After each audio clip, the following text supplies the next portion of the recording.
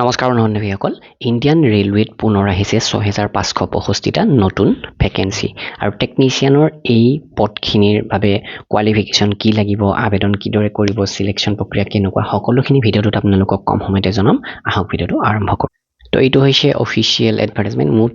66 পেজত গোটেইখিনি তথ্য আছে আৰু ইয়াৰে যিখিনি ইম্পৰ্টেন্ট তথ্য সেইখিনি আপোনালোকক কম সময়তে এই ভিডিঅ'টোত জনাম প্ৰথমতে চাব গ'লে ইয়াতে দুটা কেটেগৰী পোষ্ট আছে টেকনিচিয়ান গ্ৰেড 1 আৰু টেকনিচিয়ান গ্ৰেড 3 আৰু এই দুটা কেটেগৰী আকৌ পুনৰ 25টা কেটেগৰীত ভগাই দিছে আপোনালোকৰ কোৱালিফিকেশ্যন অনুসৰি টেকনিচিয়ান গ্ৰেড 1 সিগনেল এটো লেভেল 5 ৰ আপোনালোকে দৰমহা পাব 29200 বেসিক পে তো ইয়াতে এইখিনি পোষ্টৰ বয়সৰ সময়সীমা হৈছে 18 বছৰৰ পৰা 33 বছৰ তাৰ উপৰি এজ ৰিলেক্সেশন ইয়াতে লাভ কৰিব আপোনালোকে আৰু টেকনিচিয়ান গ্ৰেড 3 তো প্ৰথমটো গ্ৰেড 1 সিগনেল আছিল গ্ৰেড 3 ৰ ক্ষেত্ৰত লেভেলটো 19900 ইনিশিয়াল পে আৰু এইখিনি পদৰ বাবে বয়সৰ সময়সীমা আনৰিজাৰ্ভৰ বাবে 18 পৰা 30 বছৰ গ্ৰেড 1 ৰ 323টা ভেকেন্সি আছে আৰু গ্ৰেড 3 আটাইতকৈ বেছি আছে 6234টা তো অনলাইন আবেদন 30 তাৰিখ অৰ্থাৎ আজিৰ পৰা আৰম্ভ হৈছে আৰু ইয়াৰ লাষ্ট ডেট হৈছে 29 জুলাই তো আপোনালোকে এপ্লাই কৰোতে যদি কিবা ভুল হয় তেনেহলে হেতু কাৰেকচন কৰিবও পাৰিব 1 আগষ্টৰ পৰা 10 আগষ্টৰ ভিতৰত আপোনালোকৰ যদি কিবা ভুল হৈছে তেনেহলে হেতু পুনৰ এডিট কৰি কাৰেকচন কৰিব পাৰিব তো বয়সৰ কথা কলোৱে আৰু এই ক্ষেত্ৰত বয়সৰ সময়সীমা ৰেহাইৰ ক্ষেত্ৰত আপোনালোকে মন কৰক এসসি এসটি 5 বছৰ আৰু ওবিসিৰ বাবে 3 বছৰ তো যেহেতু এইখিনি টেকনিচিয়ানৰ পোষ্ট ইয়াতে আপুনি ফিজিক্যালি সম্পূৰ্ণ ফিটেড হ'ব লাগিব আৰু এই ক্ষেত্ৰত বয়সৰ সময়সীমাটো যদি আপোনালোকে মন কৰে আনৰিজাৰ্ভ ক্যান্ডিডেটৰ ডেট অফ বাৰ্থ 2 জুলাই 1993 পিছত হ'ব লাগিব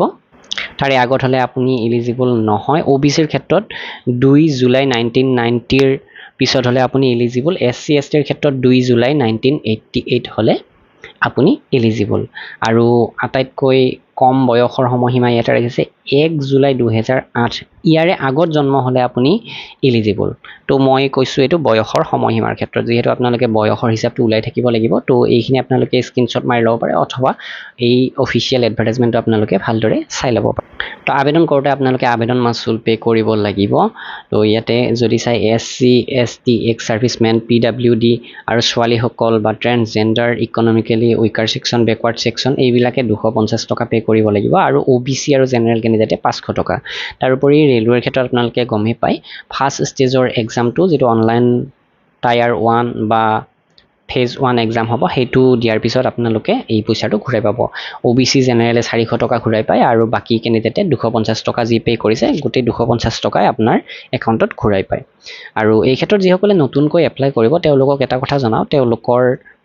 আধাৰ কাৰ্ডৰ লগত বেংক একাউণ্ট লিংক হৈ থাকিব লাগিব যেটো আধাৰ সিডিং বুলি কোৱা হৈছে হেতু আপোনালোকে কৰি ল'ব লাগিব তেতিয়াহে এপ্লাই হ'ব তো ৰিক্ৰুটমেন্ট প্ৰসেস বুলি কোতে প্ৰথমতে এটা কম্পিউটাৰ বেস টেষ্ট অনুষ্ঠিত হ'ব তাৰ পাছত ডকুমেন্ট ভেৰিফিকেশন আৰু তাৰ পাছত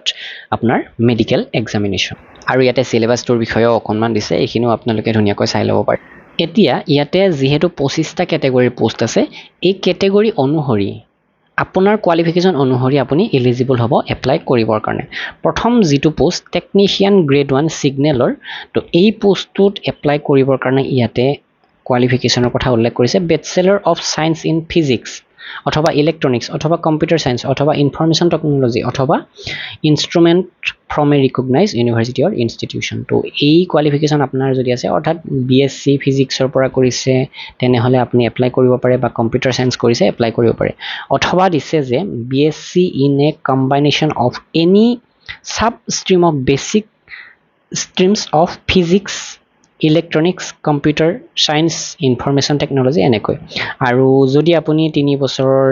ইঞ্জিনিয়াৰিং ডিপ্লোমা ইন ইঞ্জিনিয়াৰিং কৰিছে তেনেহলেও আপুনি এইটো পোষ্টৰ বাবে এলিজিবল এপ্লাই কৰিবৰ কাৰণে বা 3 বছৰৰ ওপৰত কৰিছে 4 বছৰীয়া ইঞ্জিনিয়াৰিং কৰিছে তেনেহলে এইটো পোষ্টৰ বাবে আপুনি এপ্লাই কৰিব পাৰিব আৰু বাকি যিমান কেটা পোষ্ট আছে বাকি 24টা কেটেগৰীৰ পোষ্ট আছে technician grade 3 track machine black Smith diesel electrical, diesel mechanic, fitter এনেকৈ গোটেইখিনি পোষ্ট আছে। যিসকল বন্ধু বান্ধৱীয়ে মেট্ৰিক পাছ কৰি ITI কৰিছে, ITIৰ বিভিন্ন ষ্ট্ৰীমৰ ইয়াতে ভেকেঞ্চি যিহেতু আছে, তো তেওঁলোকে এইখিনি পোষ্টৰ বাবে ধুনীয়াকৈ এপ্লাই কৰিব পাৰিব। বা ইয়াতে আৰু এটা অপশ্যন আছে, যিসকলে মেট্ৰিক পাছ কৰি এক এপ্ৰেণ্টিচিপৰ চাৰ্টিফিকেট কৰিছে এনেকুৱা ধৰণৰ এটা ট্ৰেডত, তেনেহ'লেও এপ্লাই কৰিব পাৰিব। এতিয়া যদি আপোনালোকে জানিব বিচাৰে আমাৰ গুৱাহাটীত কিমান ভেকেঞ্চি আছে বা আমাৰ নৰ্থ ফ্ৰণ্টাৰ ৰেলৱেত কিমান ভেকেঞ্চি আছে, তো তেনেহ'লে ইয়াতে আমি চাই ল'ব পাৰোঁ গোটেইখিনি জোনৰ যিহেতু ভেকেঞ্চি ইয়াতে ধুনীয়াকৈ। তো আমাৰ RRB গুৱাহাটীৰ বাবে ভেকেঞ্চি দিছে টোটেল ভেকেঞ্চি 461টা। তো আমাৰ ইয়াতে এইখিনি কেটেগৰীৰ ভেকেঞ্চি আছে, এইখিনি আপোনালোকে ধুনীয়াকৈ স্ক্ৰীনশ্বট মাৰি ল'ব, অথবা আমাৰ ৱেবছাইটত গোটেইখিনি দি দিম, আপোনালোকে ধুনীয়াকৈ চাই ল'ব educationforassam.com ৱেবছাইটত গৈ। তো এইখিনি আছিলে আপোনালোকক জনাবলগীয়া। আৰু আগন্তুক ADRE বা অসম চৰকাৰে যি 2 লাখ চাকৰি দিব, তাৰ বাবে অসমীয়া বা ইংৰাজী মাধ্যমৰ যদি PDF কোৰ্চ বিচাৰে, ডেছক্ৰিপশ্যনৰ লিংক চেক কৰিব, অথবা আমাক হোৱাটছআপ কৰিব পাৰে। কি ধৰণৰ এক্সাম হ'ব বা চিলেবাছৰ ওপৰত কেনেকুৱা ধৰণৰ